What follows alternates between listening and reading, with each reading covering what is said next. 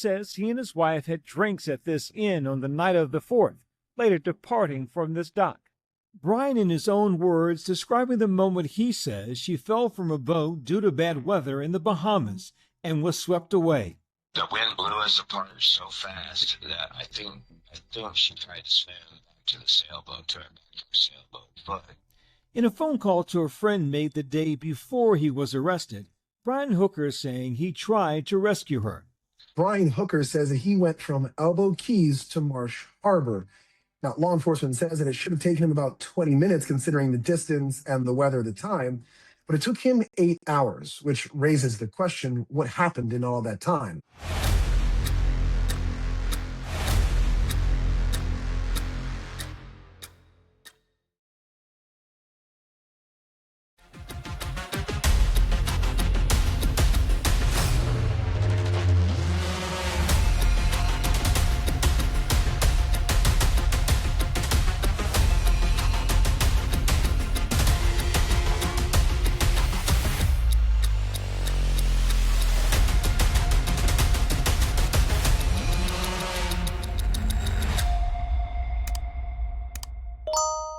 The ABC interview with the mother, Lynette Hooker, the woman missing in the Bahamas, her husband telling authorities she fell overboard from the dinghy they were in. Lynette's mother says there's much more to this story. Tonight, the husband of a woman missing at sea in the Bahamas, Brian Hooker, released from police custody. Brian, anything to say? Any conditions on his release that you can share right now? No, not at this time. I haven't really spoken to him. He came out, he was emotional. It's been over a week since his wife, Lynette, disappeared. She's strong. She used to run marathons. She does yoga, or she did yoga. She could swim, scuba dive, brought up on a lake, knows how to manage boats. Lynette's anguished mother speaking out after her daughter vanished off the coast of Elbow Key.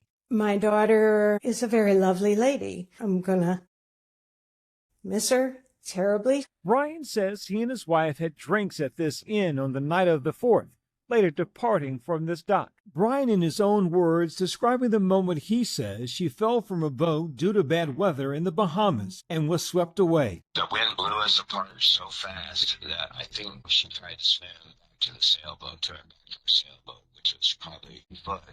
In a phone call to a friend made the day before he was arrested, Brian Hooker is saying he tried to rescue her.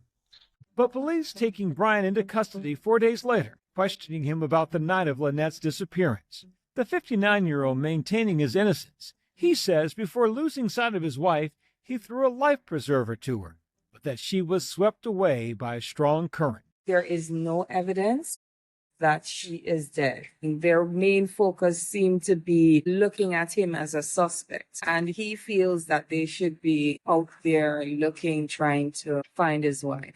Brian Hooker's in this weird kind of gray area. We don't have what's called probable cause.